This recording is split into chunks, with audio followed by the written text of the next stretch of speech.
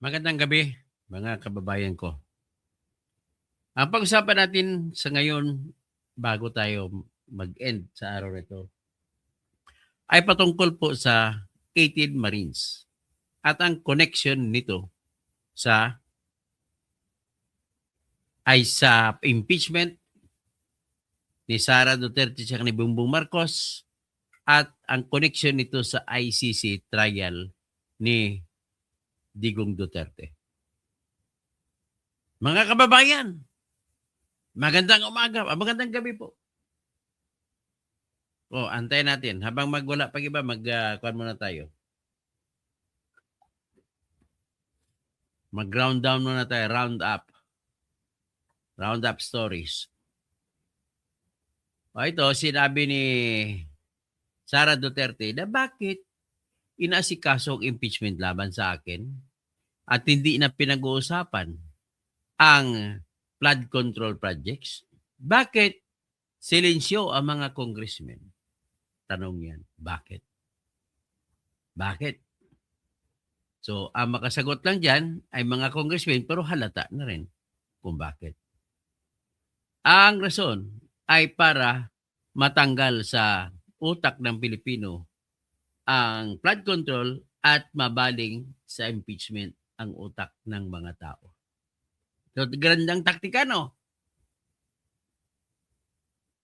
So, gandang taktika lang para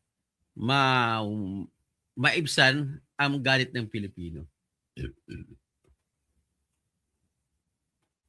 So, ngayon, ano bang pinaka-target? Ang pinaka-target po dyan ay gusto nila mananalo pa rin sila sa 2028. Pwede pa ba? Ang problema ko ay ang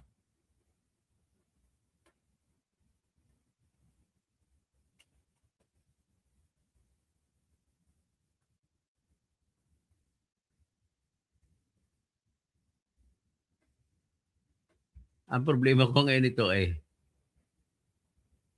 gusto ko malaman kung sino yung listahan ng mga member ng mga congressmen na bumoto pabor sa impeachment ni Sara. Actually, nakuha ko na sana eh.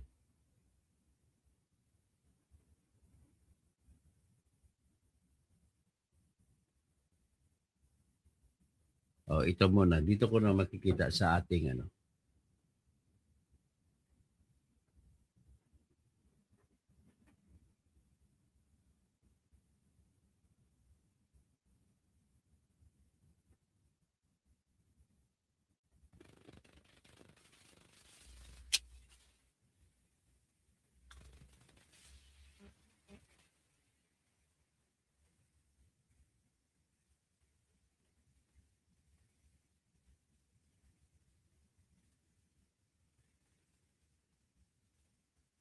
Ito hanapin ko lang pangalan ng mga congressmen na bumoto laban kay Sara.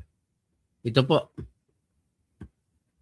Habang nag-antay tayo bago na magsimula sa main topic natin, ay basahin ko muna ito po yung mga bumoto kontra kay Sara. Sila po si Jervil Jinky Luistro, number 1. Pagkatapos, si Mauricio Dumugan ng congressman ng Baguio. Si Jennifer Lagbas. Si Brian Po, anak ni Grace Po. Si Isabel Maria Zamora.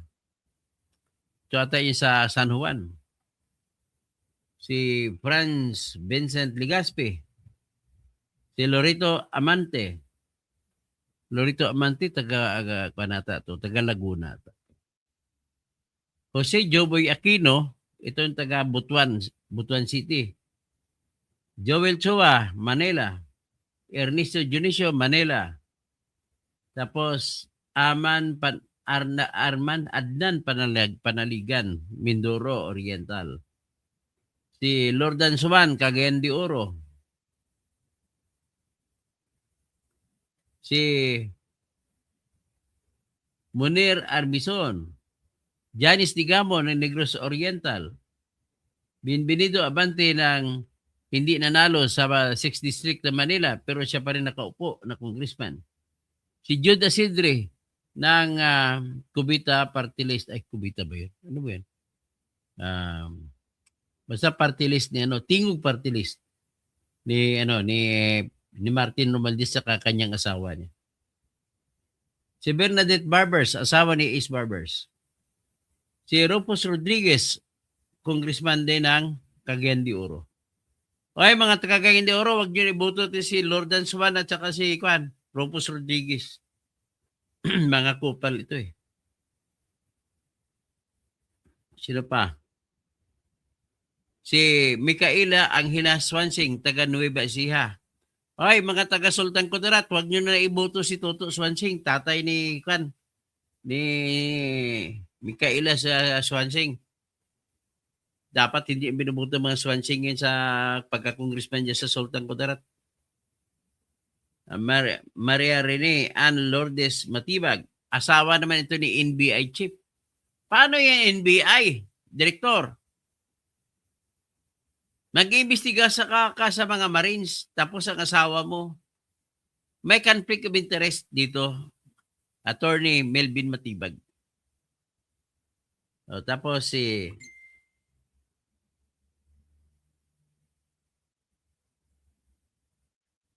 Jan Padiernos, si Terry Ridon na Mr. Bean ng Pilipinas, Cookie din tawagin kuminsan. Si Rene Luisco, ito yung batang abogada na congressman ang tinuturo ng NPA. Si Jose Manuel Chelgiocno, ito yung abogado na naging dean sa Lasal College of Law, na matindi mga press release ito. Akala mo magaling. Hindi naman magaling. Anak ng getting. Tapos si Sarah Jane Ilago, ito sapat sana yung inupuan niyang pwesto ay dapat pwesto niya ng tatlong Duterte youth. Tapos si Alisa, sino pa? Si Ana Victoria Veloso Tuazon. Si Crispin Diego Remulla, anak ni Boying Remulla. Si Vincenzo Renato Luigi Villapuerte. Puta, ito mga Villapuerte, mga ano talaga ito? Mga political dynasty sa Camarines Sur. So, Jose Bong Tebes, taga-Albay din ito. Munir Arbison, Stephen James Tan, Laila De Lima, si Ma'am Laila De Lima. Percy Sindanya, itong isa pang mayabang. Antonio Tino, gustuhan ko si Antonio Tino, very humble kung magsalita. Tapos si Yasser Alonto Balindong, congressman din sa Lanao del Sur. Janet Garin, congressman sa Iloilo. Si Francisco Paulo Ortega, ito yung matibang lalaki pero napakinggan siguro niya ako kayo ng papayat sa La Union. Imornibal, La Union. Jefferson Conghon, taga Sambales. Ito yung iniwan ni Aiko Melendez. Si Raymond Democrito Mendoza, kasi corrupt kaya iniwan ni Aiko Melendez. Konsehal naman si Aiko Melendez, masisira siya. Kailangan niya iwanan yung kanyang dating asawa. Hindi naman sila kasal Raymond Democrito Mendoza, David J.J. Suarez, ito pag isang corrupt na congressman ng Quezon Province. Lawrence Defensor, congressman ng Iloilo, ng walang kwenta. Julian Jam Barunda, congresswoman din ng Iloilo City. Wala rin kwenta ito. Maria Alana Samantha Santos. Dinand Hernandez. Ito yung aming congressman na napakawalang kwenta. Alam mo bakit walang kwenta?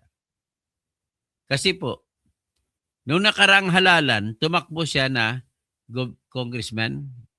Tinalo niya ang dating congressman.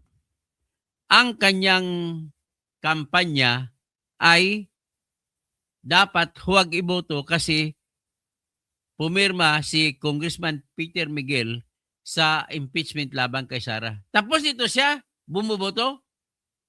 Grabe. Matindi talaga to. O ano na ngayon, Romel Bengson? PDP laban na si Manong Chabit. Maraming boto sa Mindanao makukuha yan. Pagtatakbo senador. Anyway, ang pag-usapan natin, yung video namang, may video pala nakuha ang mga sundalo. Ladies and gentlemen.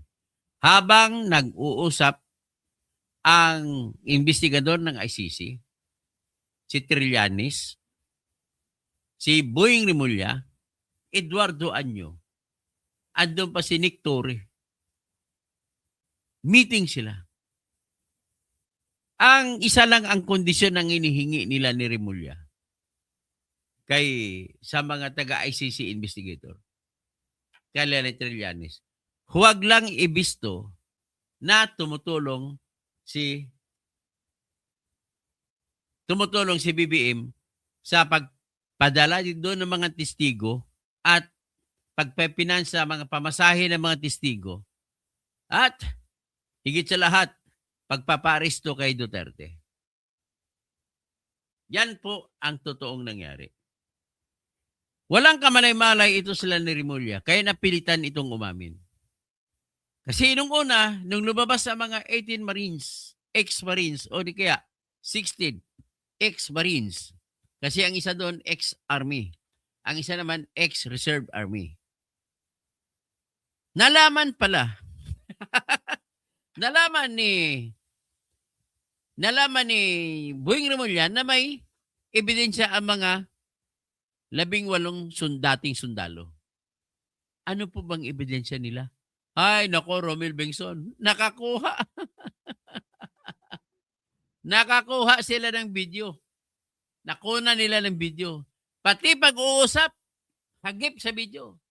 Sasabihin lang, huwag nyo isabihin doon sa ICC, sa boss nyo, na si Bongbong Marcos ay tumutulong para maaresto si Duterte.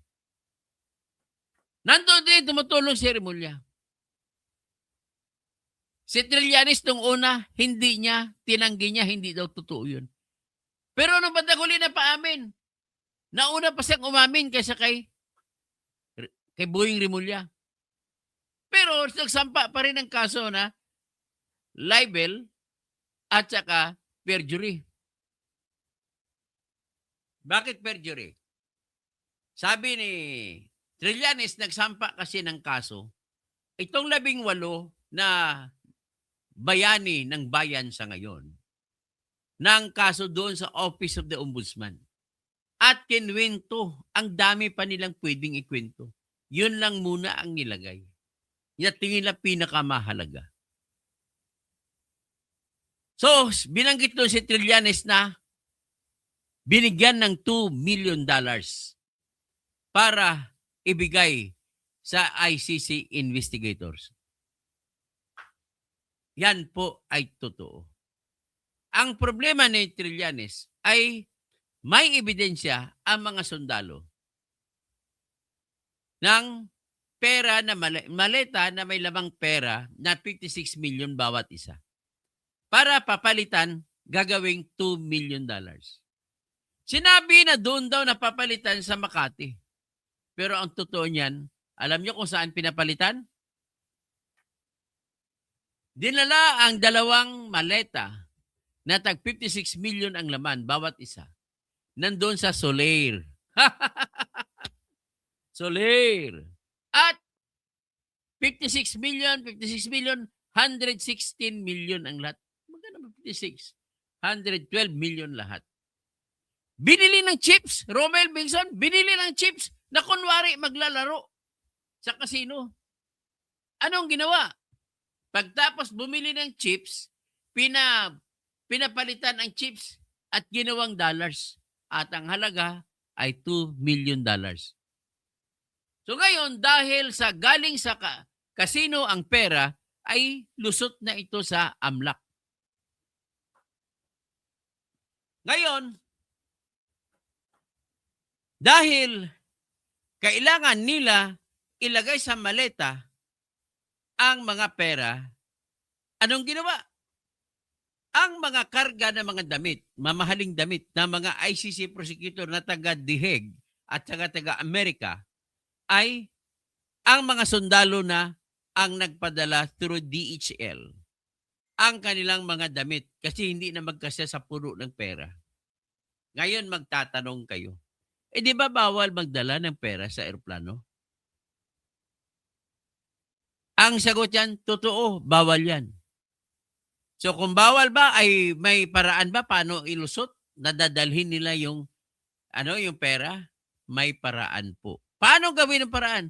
May tinatawag po na diplomatic immunity. Diplomatic post. At saka yung mga investigador ng ICC ay kinukonsidera sila na parang ambassador na rin. At kung parang ambassador ka, hindi pwedeng usisain ang laman ng maleta na dala mo. Kaya lusot ang pera nung dinala sa dihig. Ngayon, nagtatanong si Tulfo Cadorna. Ebidensya, hindi laway. Alam mo naman, siyempre hindi naman natin nakita yon. Pero meron akong ipapakita sa iyo. Banggitin sa iyo kung bakit nasasabi natin na totoo.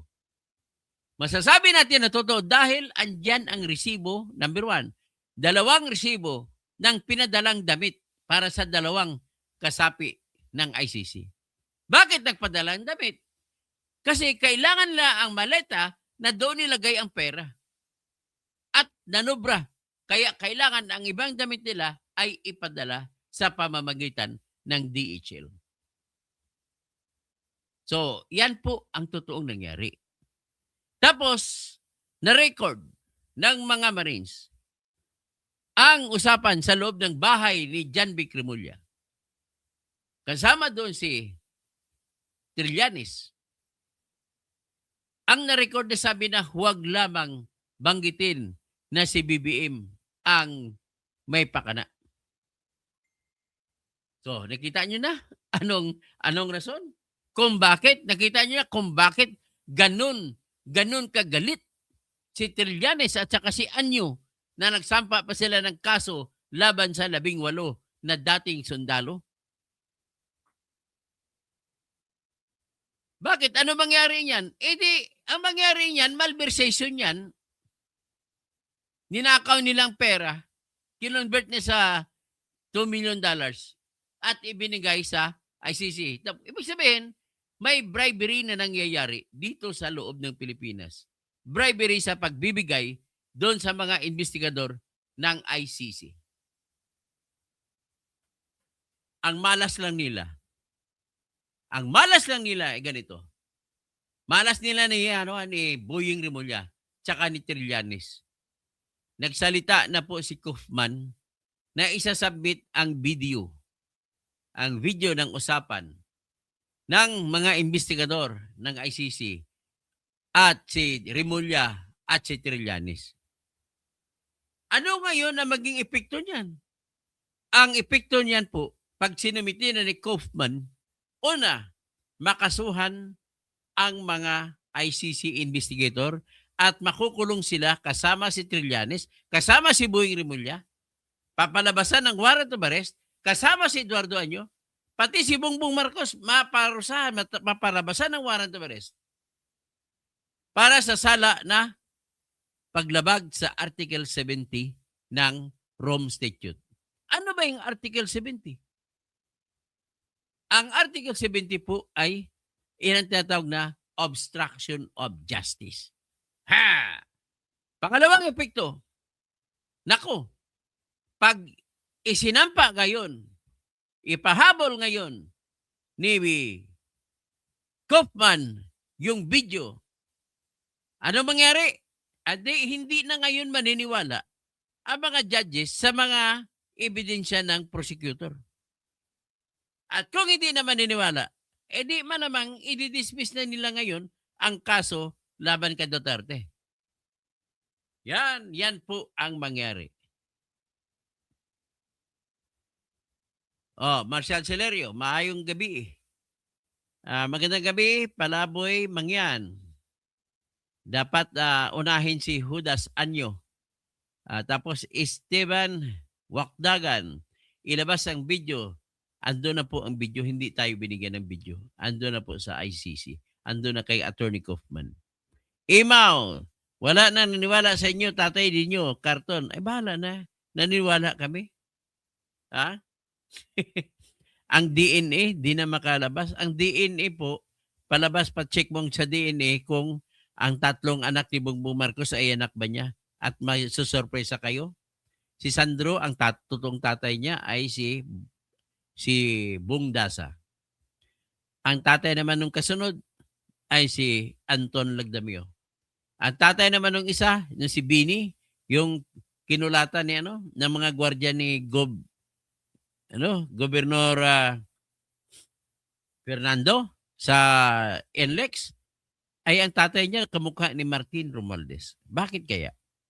So, pwede siguro nangyari na baog si Bongbong Marcos Jr. at kumuha siya ng sperm cell sa kanyang mga barkada. Kasi hindi naman siya nagagalit eh. So, kumuha siya ng sperm cell una kay Bong Dasa na naging asawa ni Gloria Diaz. Sunod, kumuha siya doon kay Anton Lagdamio na barkada niya. Kumuha din siya sa pinsang buo niya na si Martin Romualdez. At siyempre, may tinatawag na IVF.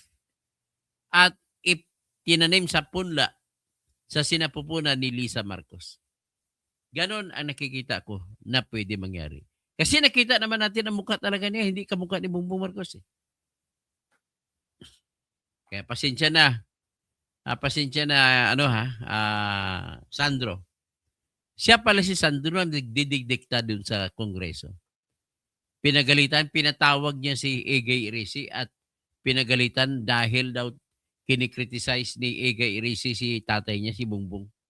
Gago talagang taong ito. So, yan po ang totoong nangyari. Pero ngayon, tingnan mo muna. Pakinggan muna natin si Trillanes at saka si Anyo sa pagsampa ng libel sa mga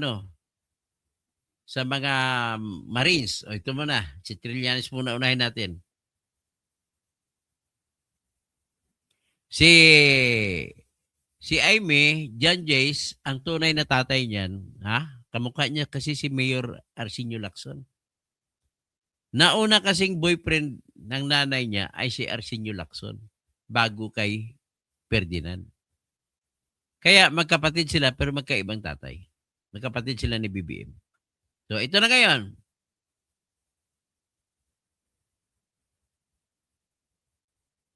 Si Edgardo Anyo. Unahin muna natin siya, no? Unahin muna natin si Trillanes. Alam mo si Trillanes, parang hindi makakatulog. Aligaga. Kasi guilty eh. Halatang guilty eh. Pakinggan mo. Ukol dun sa kina Levy Baligot, dun sa 18X. Ngayong araw po ay ako ay nag-file ng iba't ibang kaso kina Levy Baligot, dun sa 18X soldiers, kay Mike Defensor, kay Jason sa Cathy Binag, saka Lorraine Badoy. Ito ay ukol dun sa kinalak nila na ako daw ay tumanggap ng $2 million panuhol doon sa ICC investigators. Hindi po totoo yan. Wala akong natanggap na $2 million at kung anumang halaga mula kay saldi ko para sa ICC operations. So itong ginawa nila ay paninira lang, hindi lang sa akin. Totoo yan, hindi paninira yan. Totoo yan. Anak ang kinita mo ka eh. Kundi doon din sa mga investigador ng ICC to cast doubt doon sa integrity ng ICC investigations. Ang hinala ko na ito ay gagamitin ni Kaufman para panabutahe doon sa trial, doon sa kaso sa Dahig. Wala naman talaga kwenta, may ebidensya ninyo. Sa katuparan dahil kahapon ay sinabi niya na gagamitin niya yung mga aligasyon itong mga ginawa nila Levy Baligod. So hindi natin papayagan yan. Kaya ito, nagkaso tayo ngayon. Hindi papayagan. Ang kaso mo ay hindi sapat na makapagbawal. Ang tanong, mananalo ka ba? Ang sagot, hindi. Sa tingin ninyo, sir, sino kaya ang nasa likod nito? May iba po bang mas malaking tao? Ang nasa likod nitong pagkilos nila na yan ay ang Duterte camp. So, May pera pa ba ang Duterte? Walang pera ang Duterte. So pakinggan naman natin si Eduardo Traidor Anyo. Eduardo Traidor Anyo!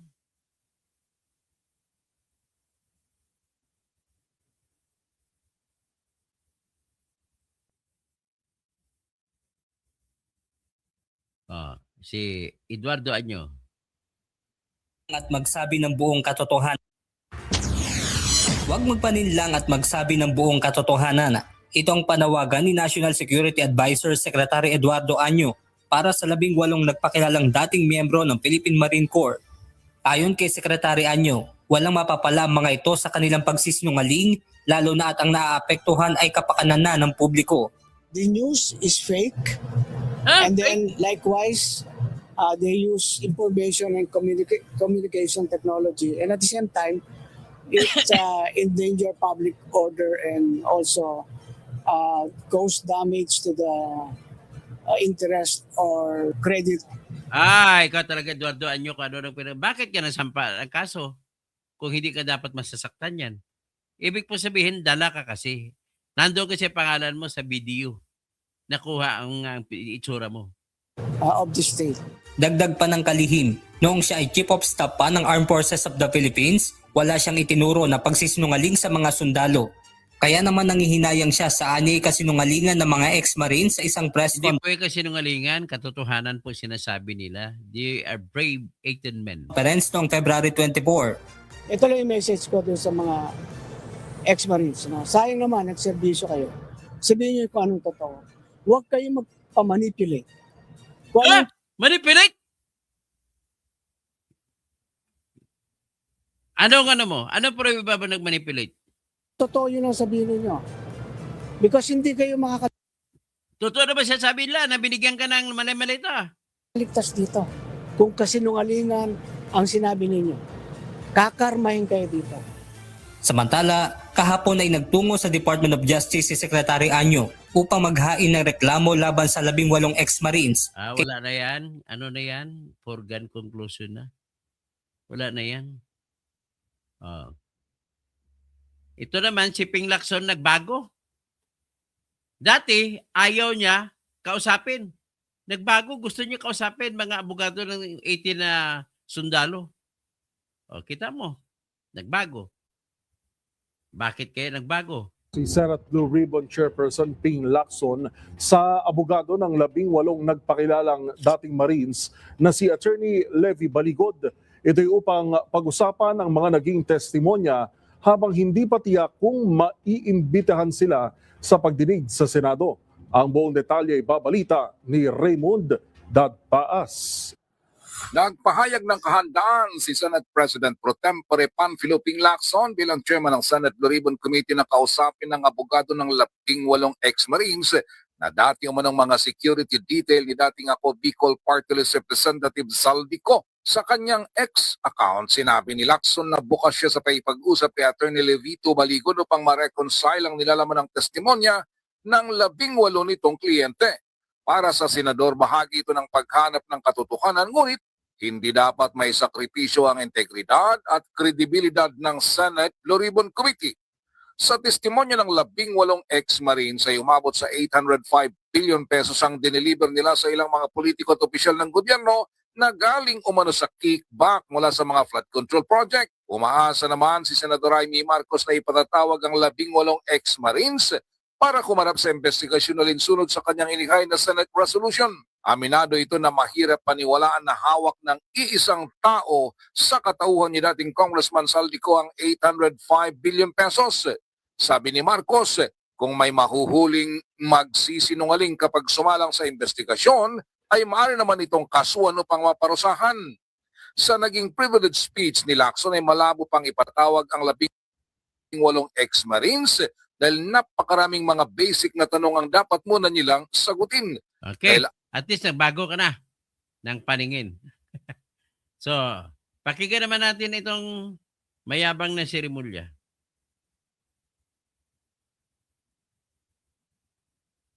Yeah, political lang daw yun. They're trying to create political tipping point. What more?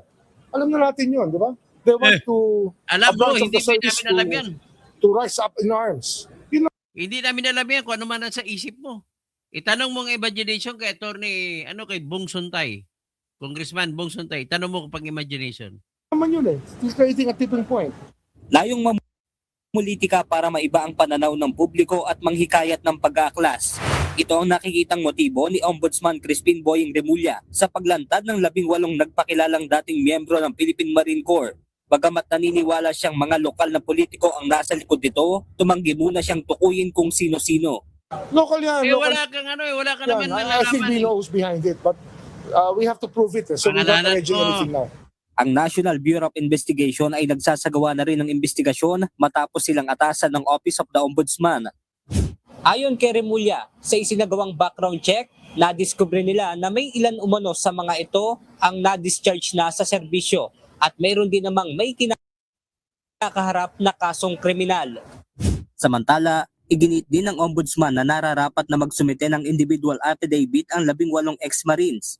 I'm not personally looking into that. I'm allowing the people in the Ombudsman's office to look at it for themselves. No, Pare-pareho kami abogado. We just studied. ang problema, isa ka sa sinabi ng mga Marino, mga 18 Marines, na binigyan ng maleta.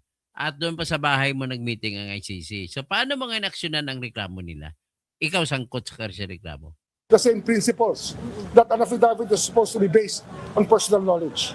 Tiniyak naman ni Ombudsman Kunwari, Remulla na magiging patas ang kanyang tanggapan sa gagawing investigasyon sa kabila ng pagkakabanggit sa kanya ng mga ito. Benedict Samson, UNTV News and Rest. Sige. O ngayon, ano gagawin mo ngayon? So siguro, mas maganda siguro is pasalamatan natin si Attorney Operario na tinutulungan abogado sa ngayon ng mga Marines. Attorney, if you need my help, just call my name. I'll be there. You and I must make a pact. You can bring salvation back. Where there is love, I'll be there. Magandang hapon po sa inyong lahat. Ito po muli si Attorney Mike Operario. And right now, we are going to a journey sa isang misyon which to many will be ridiculous. Parang imposible kasi nga na tayo ay susuong out of comfort ng ating mundong ginagalawan. Masarap po kasi yung ikaw ay bumabatikos lang sa pamahalaan, magigiting ng mga sundalo na nagdesisyon na magbahagi ng kanilang kaalaman ukol dito sa sitwasyon ng nakawan sa ating pamahalaan. Bilang isang abogado, mahirap tanggihan yung ganitong klase ng mga panawagan. Okay. So, salamat at sa tulong mo, Attorney Mike. At sa tulong mo sa mga Marines natin, na mga matatapang na Marines. Pakinggan natin sandali yung mga press conference ng mga Marines. Wala nga silang pera eh. Kaya, yung mga salita lang sa akin, ng mga ano dito, binabasa ko lang yung mga salita ng mga anti-DDS dito. Natatawa na lang ako. Wala na ba kayo masabi? Magsalita naman kayo na maayos. Pakinggan natin itong mga Marine. Wala naman po kami iba. Sinasabi na ko na na-receive niya yung $2 million. Nasabi dapat naman po. Pinanindigan nila ang $2 million na binigay kay Trillanes. Pinanindigan nila, bantay ka rin Trillanes. Yun na po. So kaya niyo mong sagutin yung itinayro niyo kung tinagay niyo? Yes, sir. Hindi ba in previous interviews may nabanggit din kayo na tumanggap si Senator Trillanes? Ibang ano naman po yun. Mabang araw po. May kasama kami dito na nag-deliver po mismo sa bahay. So you mean to say po sir na you mean to say na magkakaibang araw po yung dalawang transactions na yun?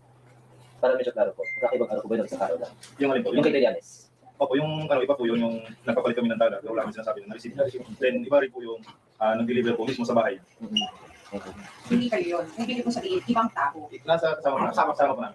Oh, sama-sama sila, nag-deliver. 2 million, klaro. Ito po namin sa Alarms. busy namin na may dinadala po doon. Kasi lahat ng tasking po namin kay Boss Aldi, naka-update po yan sa group chat namin. Oh, may group chat, mas na ebidensya. Alam ko kasi na pinay ng dila boss. Dito lang sa likod. Wala ba? Ako kasi pinayagan din ni nag-file din si Senator Trillanes at saka kahapon ata si General Anyo ng kaso na kasama si Atty. Baligod, kasama si ako, ay defensor, at saka si, if I'm not mistaken, si Cathy Binag at saka si Lorraine Badoy. Ako, personally, isang karangalan na makasama ako nitong mga kasama nating sundalo. Isang malaking karangalan na mapasama sa kaso, nakasama sila. Yung sinasabi ng mga taong to ay katotohanan. Tumutulong ako sa kanila dahil ayoko mangyari nung nangyari kay Sergeant Gutesa.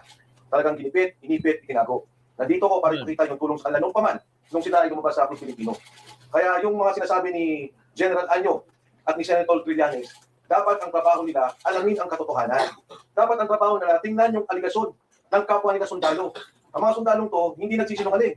Kung gusto nilang malaman yung katotohanan, tanongin nila. Huwag yung ginigipit nila yung mga tao. Handa akong tulungan sila, handa akong marap sa kaso. At muli, inulit ko, karangalan ko makasama ang matatapang at makabayan nating sundalo. Tama, bravo!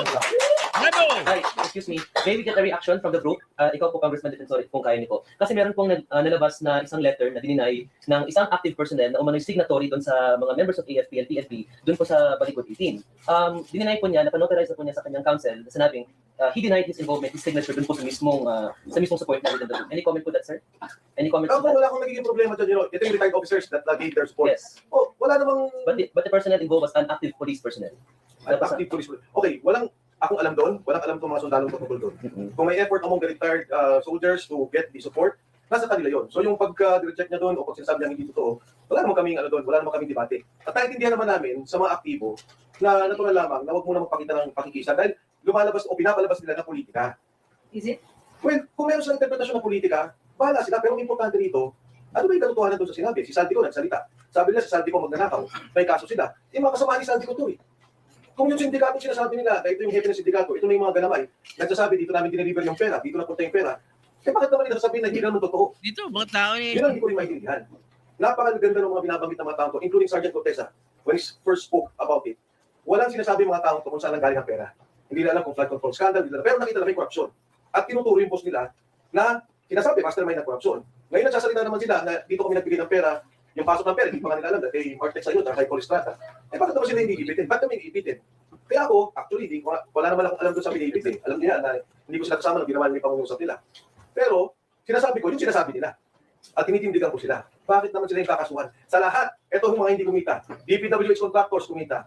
DPWH officials kumita. Senator, sinabi, di ba, may mga pangalan na dati. Congressman, eto na-deliver lang, ito kakasuhan. Parang hindi naman natin tama. Thank you.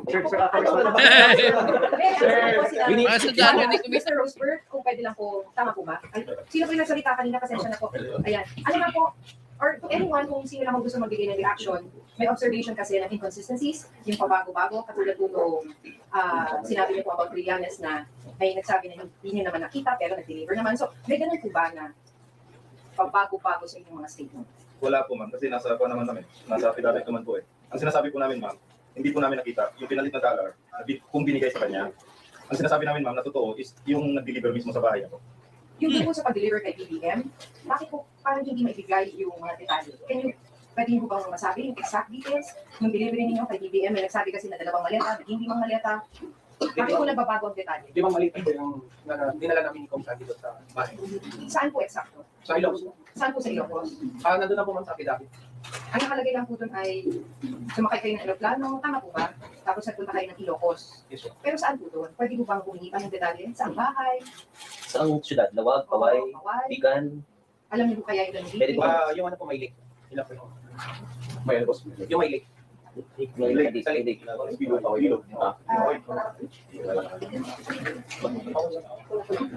Sir, anong reaction niyo sa kung paano ito tinutugunan ng government ngayon? Kasi the last time kausap namin si Ombudsman Revilla, sabi naman niya, ang gusto niya makuha from Atty. Levy Baligo yan sa inyo, dapat ikikisaw ko kayo ng affidavit, hindi parang isa lang nakakatawan para sa 18. Ano po bang reaction niyo? Isa para sa amin, sir, si Atty. na lang po ang sasagot sa mga ganyang tanong, sir. Kasi sa amin, sir, from the very beginning, ang ano namin dito is katotohanan lang ang sinasabi namin. Sana hindi kami kipitin, hindi nila ibabaw yung credibility namin. Kasi kami, from the beginning, walang kilalaman si Sir Mike Defensor. From the very beginning kami, desisyon namin ito buo. Nailahat na namin kasi sobra na mag-18 point something trillion ang utang ng Pilipinas para yung mga anak namin. Paano kami? Mamamayang Pilipino mahihirap. Saan namin pupulutin sunod araw yung mga anak namin? Saan namin ang pundo ng gobyerno ginaganyan nila? Sa ganitong sitwasyon namin ngayon, ma'am, nagigipit kami. Kung sino lang magbabanta, kung sino magwada. Sana tapusin na natin itong issue na to. Tapusin ang corruption sa ng Pilipinas. Yan lang po ang hindi namin about sa sasabi mo.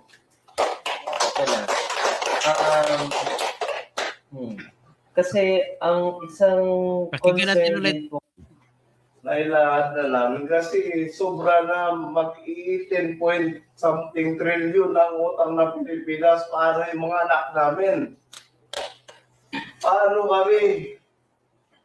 Mamamayang Pilipino mahihirap.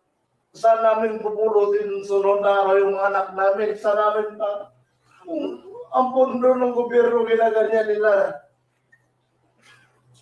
Sa ganitong sitwasyon namin ngayon, ma'am, nagigipit kami. Kung sino lang magbabanta, kung sino magwada. Sana tapusin na natin itong issue na to. Tapusin ang corruption sa ng Pilipinas. Yan lang po ang hindi namin ang bawat isa sa amin mo. Salamat po dyan. Sergeant, salamat. Kasi ang isang concern din po kasi may mga individuals, personalities na nabanggit ninyo, na nabanggit sa affidavit na dinami po yung mga oppositionista ni Duterte, sila Ilago, mga et al, mga makabayan et al, Franz Castro. Is it safe to say na parang tinatarget nyo rin yung mga makabayan groups o yung mga oppositionista ng Duterte sa mga na-involved, given the fact na merong isang kinarify si Dilima na sinabi niya na when Ito, Dilima, pakinggan mo. Ano sinasabi yung sundalo laban sa'yo? claim na nakatanggap siya ng maleta or ng sobre as mga paper envelopes or whatever, ang sinabi ni Dilima, she was still incarcerated at the time. So, don't you think na para bang tinatarget lang yung mga critics ng dating administrasyon? Kasi it seems as if ganun yung naging kaso po. O ito ito binabanggit ni Dilima sa Mr. Depensa niya na nakakulong daw siya nun, paano daw siya mabigyan ng pera. Pakinggan natin explanation ng mga sundalo. Whatever. Ang sinabi ni Dilima, she was still incarcerated at the time. So, don't you think na para bang tinatarget lang yung mga critics ng dating administrasyon? Kasi it seems as if ganun yung naging kaso po eh. Ika nga namin, sir, neutral kami lahat. Hindi kami pro-Duterte lahat. Hindi kami pro-BBM din. Neutral kami, sir. Nagtrabaho ordinaryong Pilipino lang, sir. Sa ganitong sitwasyon, na naglalahad kami ng katotohanan na aming salaysay. Sana respetuhin nila kami. Bigyan nila kami ng credibility. Hindi baba yung moral namin. Para ito sa bayan, sir, ang ginagawa namin, sir. Hindi ito pang sarili lang namin. Totoo, yan ang bago kami lumabas. Ang sabi ng abogado sa amin ni Atty. Levy, sabihin nyo lang ang totoo. Ang hirap mag-depend sa Korte Suprema o saan Korte. Basta nagsisunungaling ka. Yan ang natatandaan ko sa mga sinasabi niya. Maraming salamat po. Saka hindi po namin sila tinatarget, sir, kasi yun nga po, hindi po kami Duterte, hindi po rin kami Marcos. Ngayon, sila po kasi nakikita namin doon, sir, na mga ka-meeting, then yung mga kuwan po, nakakatanggap. Tapos sir, siguro, nagkataon na talaga na trabaho kami kay Boss Aldico. Experience namin ganyan. Yung nalalaman namin. Siguro yan na sinasabi namin yung katotohanan. Yan lang po. Pero paano po kayo napunta kay Congressman po nung araw? Pwede po natin mabalikan yung sa akin na part, nung pumunta ako sa kay Congressman Aldico, ay parang hinila ako ng nauna yung may kabasa ko dyan. Pumasok na. Parang, siyempre, qualified din naging magandang driver ka. May ginila ko, nakapasok ko dyan. Sir, meron po ba nakapag-secrecy? Meron mo ba? Wala po. Wala. Okay. Pero i-section is meron. Meron pa dito siya. As NSA or Secretary of Defense ng kanang minister, will you give an exact date po ba kung kailan siya nakapagsulat?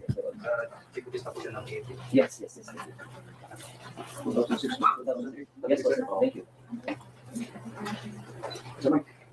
Sige lang, Julia. Ano yun lang ulit? Pwede pong pakiclarify po kasi lumalabas po ngayon sa balita na hindi daw po lahat yung 18 months na nagsasalita ng Marines. Ma'am, sa 18 kami, 16 po yung Marines, apat retired. Kasama yung ba? Yung isang retired na Army, isang reservist. So 16 yung sa Marines po. Pero ang sabi ko, 4 ay hindi Marines. Hindi naman namin ginawa po yun. Lumalabas lang yun sa mga social media na 14. Pero ang totoo niya, 16 kami. Dalawa yung isang Army sa isang reservist.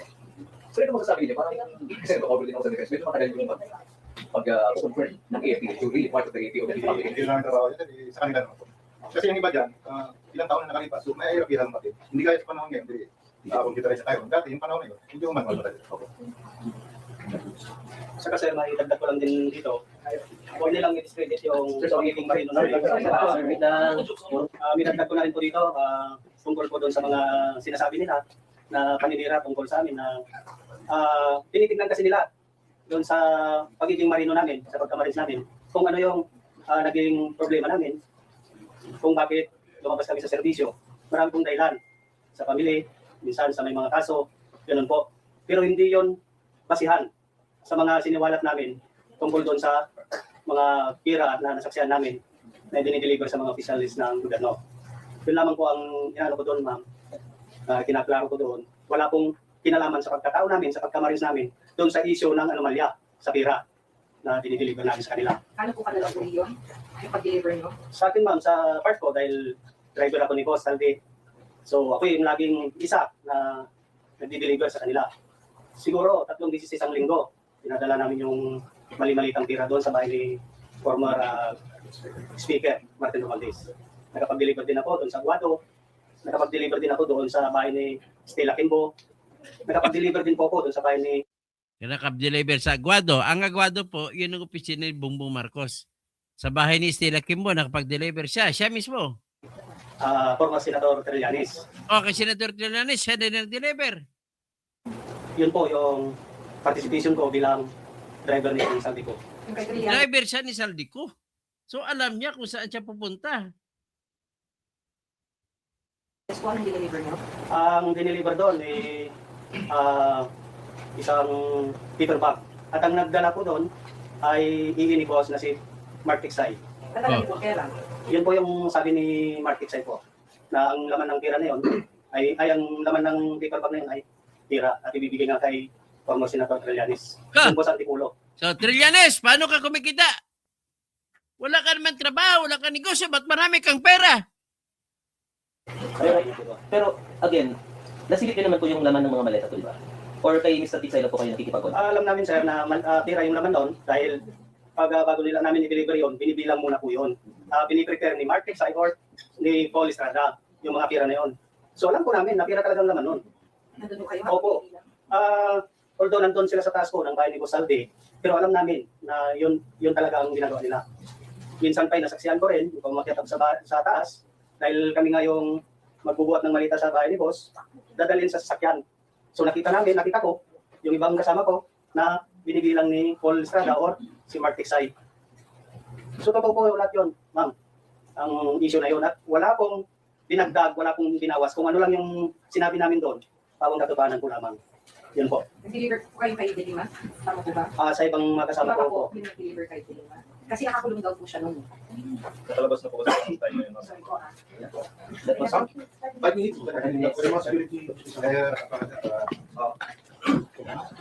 Ito kasi ni 2022, nakakulong pa siya. Congressman Delima, nakakulong pa raw siya. She was released, I think, in 2023, 2024. Around that time. Yung time na nakikita namin siya, mga 2025 po, sa townhouse po, lagi po siya doon. Oh, 2025 sa tanong, si Laila de Lima. Then paglabas niya, may mga bitbit na po yan sila na paper bag. Paper bag? At paano mo alam na may laman yung paper bag na pera? Kasi po, galing po yung Horizon, ma'am eh. Kami po ang nagdadala sa townhouse. Alam po namin na pera yun kasi sinasabi ko Sinamit nila eh. Tsaka nakikita rin namin. Ano ba yung townhouse? Pwede yung pakilaw? Townhouse, yun po yung meeting place po nila. Saan po yan? Unit 8 or 9, Townhouse, McKinley. Kanina po kay speaker po ba yan? Hindi po namin alam kung kanino, ma'am eh. Basta doon po lagi ang meeting place. Lahat po ba kayo naging driver o umako bilang driver din ng Saldi po? Driver security po. Kayong lahat? Halos lahat po sir. Sa cyber security. Marunong po kami mag-drive. Opo. So, pwede mag-react sa sinabi ni Ombudsman Remulla na kaya ano naman daw nakipag-meet siya kay Trillanes, natural lang daw na i-meet niya kasi kailangan niya protektahan daw yung mga testigo na Pilipino para nga po sa ICC. Idinitinay po ni Senator Trillanes po yun eh. Ano ba dito mga camera sa taas?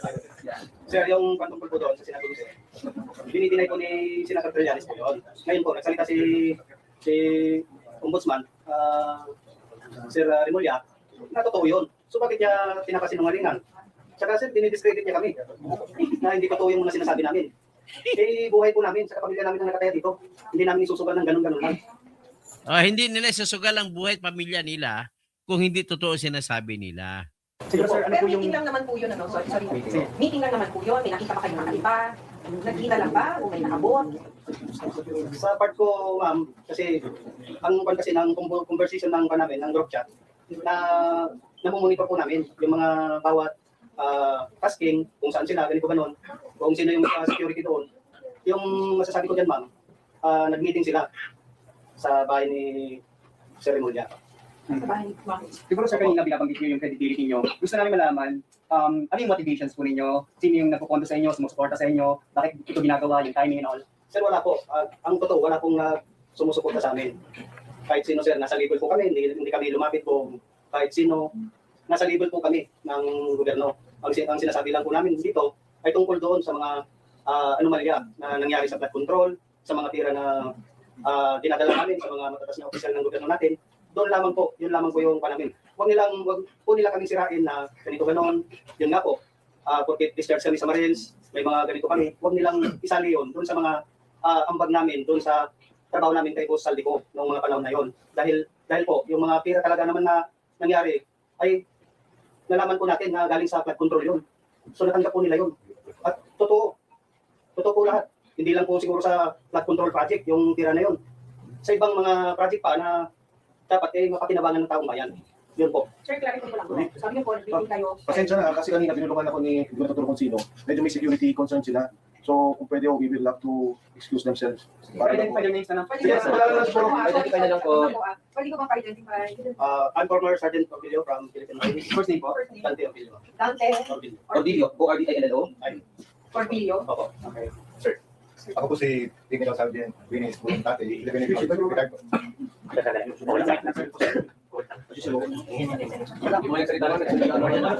Pang-ID sa TV, sir. Ako pala si Master Sergeant Christopher Sibel, Philippine Navy Marines retired. Belardo. Rosebert Bopan. Rosebert, ano po? Bopan po. Kaupan, T-A-U-P-T-N. Bopan, Missy Alpha Uniform. Kaupan. I am Private First Class Personnel at Philippine Navy Marines. This is not just about a military background or our military background. This is just about the corruption of our society and our community. Thank you po. Cecilio Lardar Jr. po. It's my I'm Rene Boy Gulian. I'm Romel Dalapon, retired Philippine Army. Master Sergeant. Yes, sir. Fidel Corpus. Former Marines. I'm Johnny Cachao po, former Marines. Nasaan po iba? Security tayo sa sarili ng pamilya, sir. Bakit, sir? Bakit Sa kailangan? sitwasyon namin ngayon, sir, ma'am, kailangan namin talagang pangalagaan yung seguridad talaga ng aming pamilya po. Hindi lang napagandaan na video. Maraming sobrang kaya kami lang yung po yung Bakit, sir, bakit? Ano yung threat? May threat ba kayo ngayon? Security reason na lang po. May natatanggap na po ba kayo? Direct threat? Last question po. Kung sakali magkakaroon po ng Senate or House investigation, haharap po ba kayo? Ano ba sa Harap ka sa investigasyon. Patay na. Aside from merong epekto Patay na. Wala na. O yan, napakinggan nyo ha. Walang ano yun. Yung mga siyempre, mga BBM na mga troll dito, siyempre, intindihin na lang natin kasi makasweldo sila kung magko-comment sila dito. So, altap mo to. Tiis na, 2 years na bababa sa pwesto ni si Bangag. Lord Dan Sinarosa. Hindi ko na lang basahin ng iba. Basta, yan lang ha. Magandang gabi po sa inyo.